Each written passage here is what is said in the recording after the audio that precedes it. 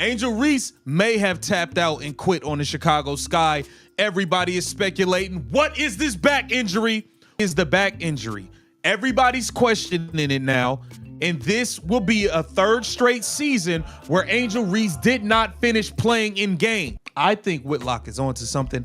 I see other people talking about this. People talking about it all on Twitter. 3 straight seasons. 3 straight disappearing acts. Angel Reese has officially mastered the art of vanishing when her team needs her most, and the Chicago Sky might actually be thanking her for it. What started as mysterious day-to-day injury reports has turned into the most predictable pattern in professional basketball, and fans are finally seeing through the smokescreen.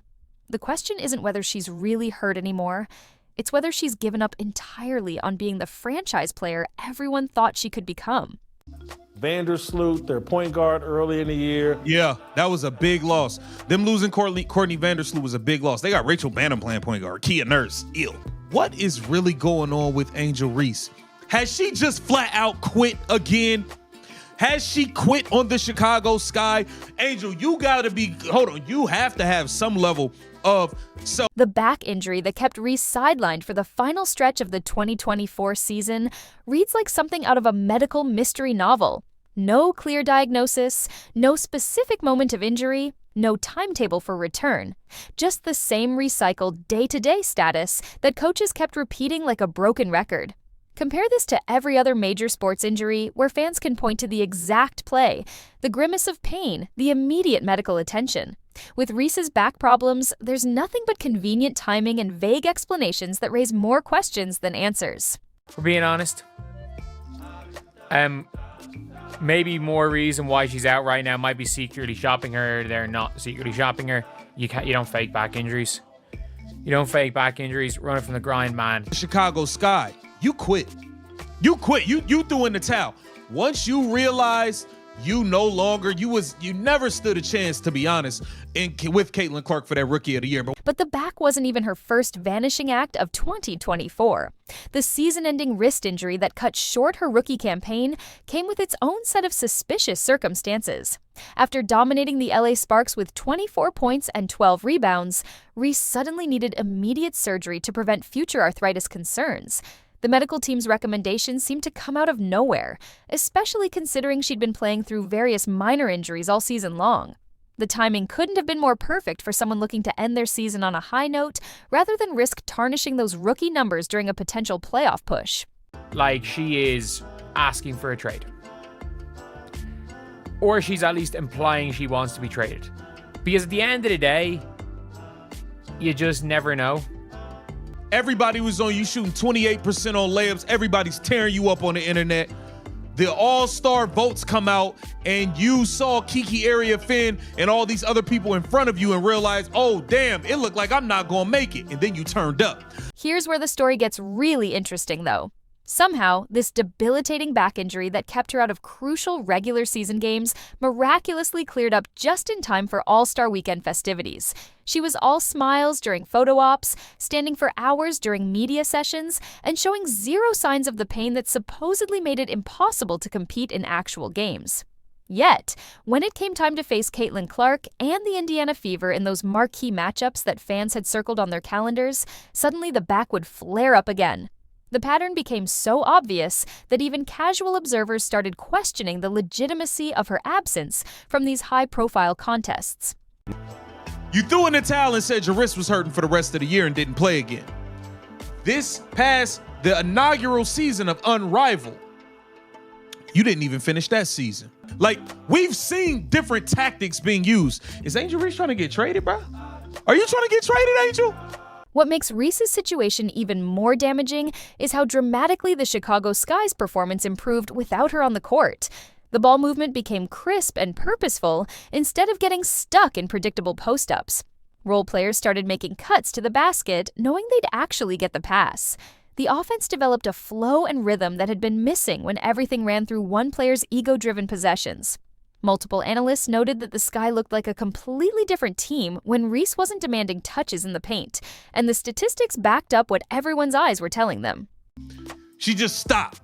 Some of these injuries, we saw the injuries. We didn't see what happened. What happened? This is bad. Reese didn't even show up to the Indiana Fever game in Indiana. She's not even showing up to the away games anymore. She's not showing up at all. She's just not showing up. The All-Star Weekend contradiction perfectly encapsulates everything wrong with how Reese has handled her various injury situations. She can travel across the country, participate in media obligations, pose for countless photos, and handle all the marketing requirements that come with being an all-star selection. But somehow, the physical demands of playing basketball against elite competition become too much for her injured back to handle. It's almost like the injury exists only when there's actual basketball to be played, not when there's brand building and endorsement opportunities on the table. It looks like Angel Reese wants out, y'all. Angel Reese seems to be looking for a way out of the dumpster fire that is the Chicago Sky. And I gotta be honest with you. Remember that brutal stretch before All-Star voting where she was shooting an embarrassing 28% on layups? These aren't contested three-pointers or difficult fadeaway jumpers. We're talking about the shots that every professional basketball player should make in their sleep. The internet had a field day roasting her for missing shots that high school players convert routinely. Then, mysteriously, right around the time All-Star voting results started looking grim for her chances, her shooting percentage suddenly improved. Fear of public embarrassment apparently works better than any shooting coach when it comes to fixing fundamental basketball problems. Remember, she quit in Unrivaled. She just stopped playing in Unrivaled. Said she was hurt, didn't show up for the championship game, didn't even show up and watch. Last season, she claimed her wrist was messed up, didn't finish playing in none of the games. Playing games. Angel, where you at? Where you at, Angel? This is nuts.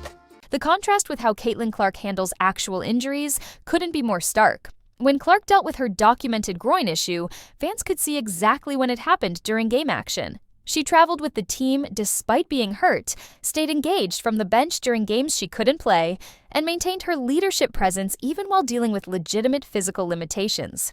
Most importantly, she was still producing at an elite level even while playing through discomfort, averaging over 16 points and nearly 9 assists during her injury struggles. That's what actual toughness and commitment to your team looks like. There's no details. Every day we hear that Angel Reese is day to day. Facts. Hey, Whitlock, take this pot. Keep cooking, stir the pot. But I think Angel Reese, and I'm saying this with my chest out, I think she's quit on the Chicago Sky. She's been claiming a back injury basically since the All-Star break. Some people have started comparing Reese's approach to Kawhi Leonard's infamous load management strategy, but that comparison is insulting to Leonard. At least Kawhi has documented medical history and legitimate concerns about his long-term health. Leonard also has a track record of performing in the biggest moments when his team needs him most. Reese's pattern looks more like strategic absence management, disappearing whenever the spotlight gets too bright or the competition gets too intense. It's load management without the medical justification or the championship-level production to back it up. So the Chicago Sky are an absolute, disaster right now. They're an absolute disaster. They are nothing. There's no information about Angel Reese. I think she's quit on this season. Woo! I think this is a worse version than Kawhi Leonard. I think she's used. Ooh. The trade rumors swirling around Reese aren't surprising when you consider how this whole situation looks from the outside. Some insiders believe she's pulling a classic forcing your way out strategy, sitting out games to pressure the front office into moving her to a different situation. The timing of her various ailments certainly supports this theory. They always seem to coincide with team struggles or personal setbacks that might damage her individual statistics. If the Chicago Sky are smart, they'll use her current value to get maximum return before other teams start noticing the same patterns that fans have already picked up on.